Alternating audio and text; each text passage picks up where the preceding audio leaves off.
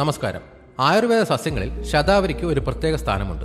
100 രോഗങ്ങളെ ശമിപ്പിക്കുന്നത് എന്നർത്ഥം വരുന്ന ശതാവരി സ്ത്രീകളുടെ ആരോഗ്യത്തിന് ഒരു ഉത്തമ ഔഷധമായിട്ടാണ് കണക്കാക്കപ്പെടുന്നത്. എന്നാൽ സ്ത്രീകളുടെ ആരോഗ്യം മാത്രമല്ല, എല്ലാവർക്കും ഒരുപോലെ പ്രയോജനകരമായ നിരവധി ഗുണങ്ങൾ ശതാവരിയിലുണ്ട്. ശതാവരിയുടെ ഗുണങ്ങളെക്കുറിച്ചും അതെങ്ങനെ ശരിയായ രീതിയിൽ ഉപയോഗിക്കാമെന്നും നോക്കാം.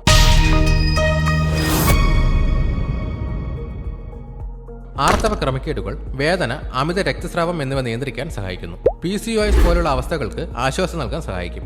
ഗർഭധാരണ ശേഷി വർദ്ധിപ്പിക്കാനും ഇത് സഹായിക്കുന്നു. പ്രസവാനന്തര ആരോഗ്യത്തിനും മുലപ്പാൽ വർദ്ധിപ്പിക്കുന്നതിനും ശതാവരി നല്ലതാണ്.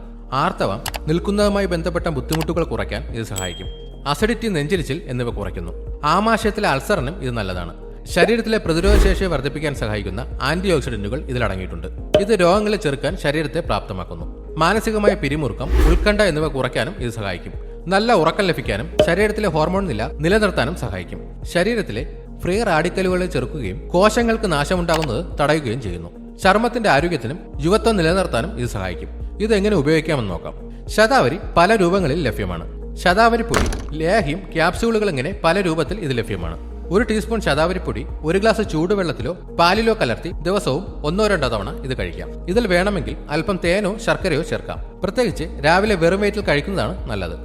ഇതുപോലെയുള്ള ഹെൽത്ത് ടിപ്സിനായി ഈ ചാനൽ ഇപ്പോൾ തന്നെ സബ്സ്ക്രൈബ് ചെയ്യുക.